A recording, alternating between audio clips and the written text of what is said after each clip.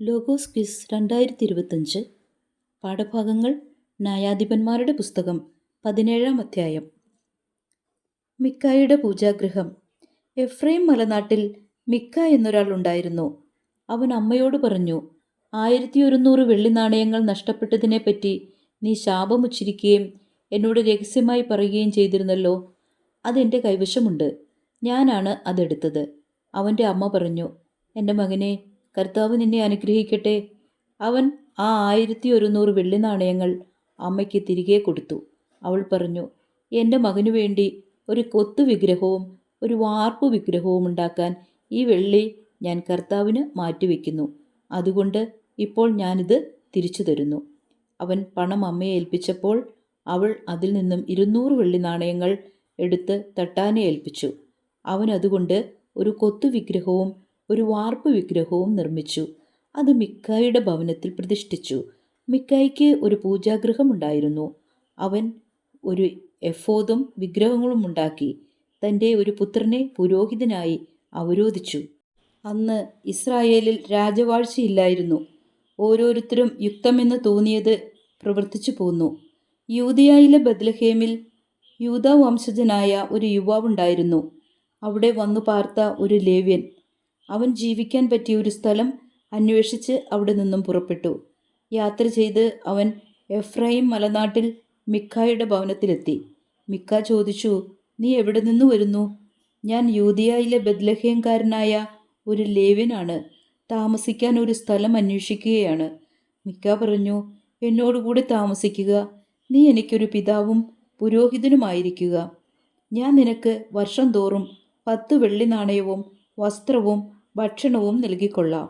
അവനോടുകൂടെ താമസിക്കാൻ ലേവ്യന് സന്തോഷമായി.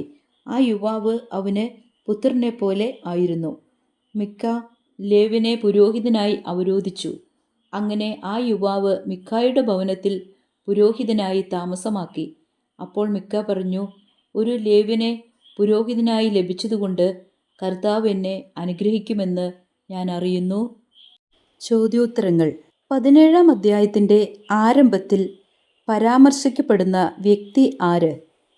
ഉത്തരം മിക്ക.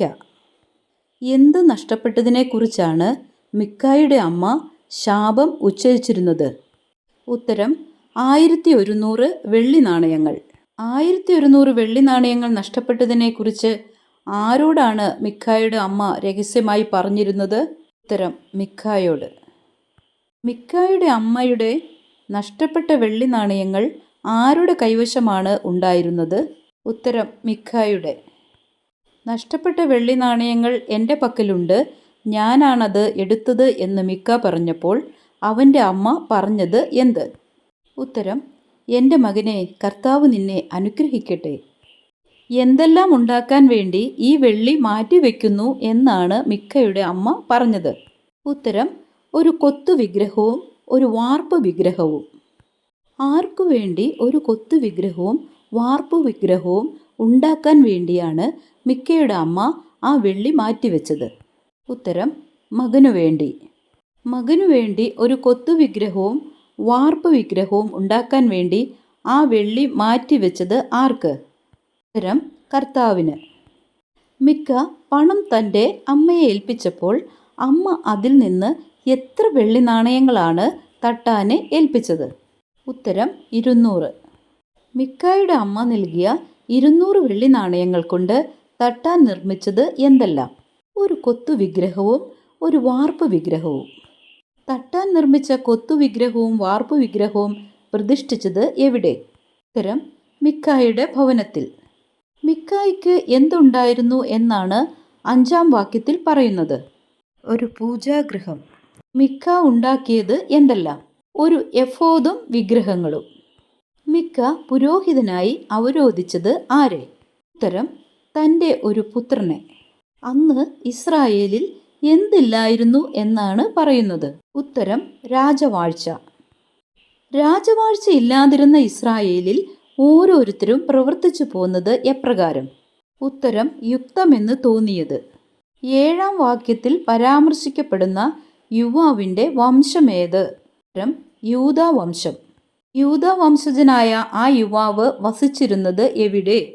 ഉത്തരം യൂദയായിലെ ബത്ലഹേമിൽ.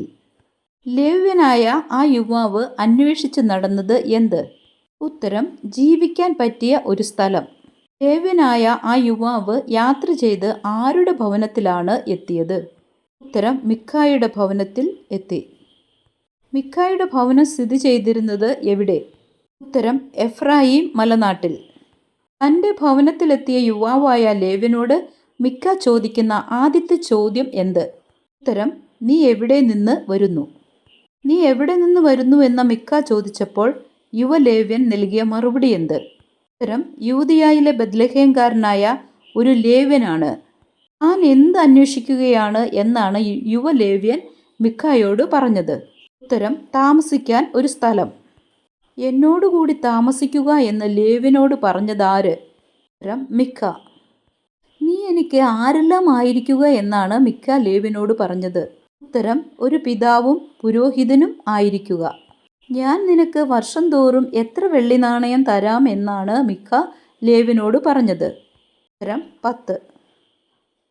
10 വെള്ളി നാണയത്തിനു പുറമെ എന്തെല്ലാം തരാമെന്നാണ് മിക്ക ലേവ്യനോട് പറഞ്ഞത്? വസ്ത്രവും ഭക്ഷണവും. ഇത്രയെല്ലാം പറഞ്ഞ മിക്കായോടുകൂടെ താമസിക്കാൻ സന്തോഷം ആയത് ആർക്ക്? ഉത്തരം ലേവ്യന്. ആ യുവാവ് മിക്കായ്ക്ക് ആരെ പോലെയായിരുന്നു? ഉത്തരം പുത്രനെ പോലെ. മിക്ക ആ യുവാവിനെ ആരായാണ് അവരോധിച്ചത്? ഉത്തരം പുരോഹിതനായി. ആ യുവാവ് മിക്കായുടെ ഭവനത്തിൽ എങ്ങനെയാണ് താമസമാക്കിയത്? ഉത്തരം പുരോഹിതനായി. എന്തുകൊണ്ട് കർത്താവ് തന്നെ അനുഗ്രഹിക്കുമെന്ന് താൻ അറിയുന്നു എന്നാണ് മിക്ക പറയുന്നത്? ഉത്തരം ഒരു ലേവ്യനെ പുരോഹിതനായി ലഭിച്ചതുകൊണ്ട്. ഒരു ലേവ്യനെ പുരോഹിതനായി ലഭിച്ചതുകൊണ്ട് എന്ത് ലഭിക്കുമെന്ന് താൻ അറിയുന്നു എന്നാണ് മിക്ക പറയുന്നത്? ഉത്തരം കർത്താവ് തന്നെ അനുഗ്രഹിക്കുമെന്ന്. ന്യായാധിപന്മാരുടെ പുസ്തകം 17-ാം അധ്യായത്തിൽ എത്ര വാക്യങ്ങളുണ്ട്? 13. ന്യായാധിപന്മാരുടെ പുസ്തകം 17-ാം അധ്യായത്തിലെ തലക്കെട്ടുകൾ ഏതെല്ലാം? ഉത്തരം മിക്കായുടെ പൂജാഗ്രഹം.